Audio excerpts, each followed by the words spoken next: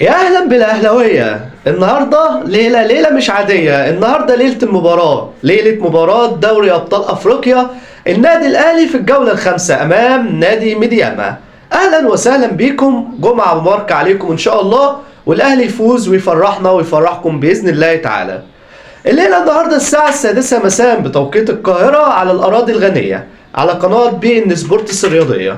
القناة هي، أو نقدر نقول هي المباراة التاريخية لكولر على النادي الأهلي أن يفوز بها علشان يقدر يحقق صدارة المجموعة ويتأهل رسميا بعيد عن الجولة الأخيرة أمام يانج أفريكانز. كده النادي الأهلي هيصعد، لكن النهاردة هي ليلة إن شاء الله بإذن الله تكون ليلة أهلوية. إيه القنوات المجانية اللي هتذيع المباراة؟ كل القنوات اللي موجودة هي على الأقمار الأخرى، مش على النايل سات. طب هل في قناة ممكن تذيع المباراة؟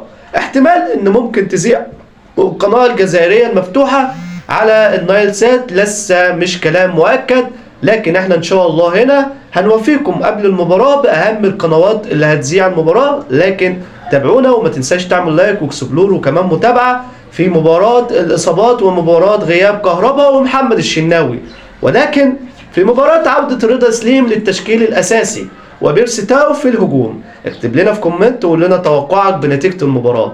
دمتم بخير.